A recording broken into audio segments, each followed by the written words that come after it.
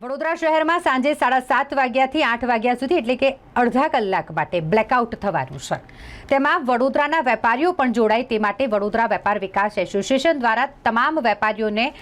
Appeal કરવામાં આવી છે। વડોદરા વેપાર વિકાસ એસોસિએશનના ચેરમેન રમેશ પટેલ, પ્રમુખ પરેશ પરીખ,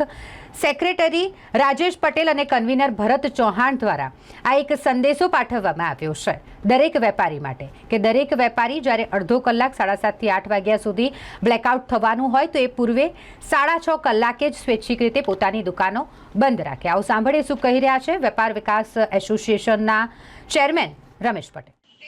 વડોદરા વેપાર વિકાસ એસોસિએશનના સર્વે વેપારી ભાઈઓ અને વડોદરામાં દરેક એસોસિએશનના હોદ્દેદારો, હું ફરીથી આપ સૌને વિનંતી કરું છું કે આપ સૌને જ ખબર છે આજે સાંજે 6:30 વાગે સાપ જે નરેન્દ્રભાઈ મોદી તરફથી મોક ડ્રીલનું આયોજન કરવામાં આવ્યું છે, અંધારપટ થશે, એમાં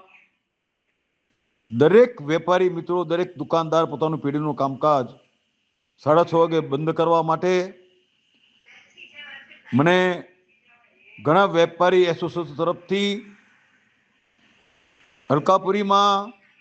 ગૌરીમાંથી લાલાભાઈ, અનિલભાઈ અને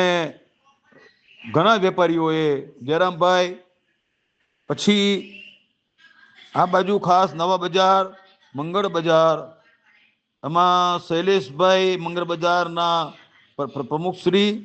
અને ખાસ હું કહીશ કે આખા વડોદરા શહેરના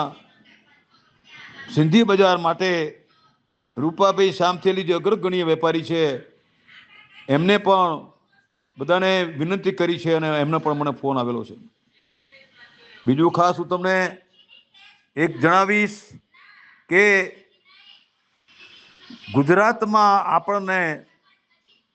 વડોદરા શહેર, સુરત શહેર, કાકરાપાડા બંધને હાઈ એલર્ટ પર મૂકવામાં આવ્યું છે, કારણ કે આપણી મોટી રિફાઇનરી પણ વડોદરામાં છે, બધા જાણે જ છે। આજે આવા ટાઈમે હું ફરીથી વિનંતી કરું છું, વધારે નહીં જણાવતા, બધાને બધી ખબર છે, આપણે આતંકવાદીઓનો ખત્મ બોલાવવાનો છે। એ દેશ જે સપોર્ટ કરે છે દેશને પણ એનો ખત્મ બોલાવવા માટે જ્યારે શરૂઆત થઈ ગઈ છે અને યુદ્ધના ભણકારા વાગી રહ્યા છે ત્યારે આપણે આવા ટાઈમે સપોર્ટ આપવા માટે હું દરેક વેપારી મિત્રોને ફરીથી વિનંતી કરું છું કે આજે આપણે બંધ પાડી અને આપણી એકતા બતાવીએ। જય ભારત, ભારત માતા કી જય।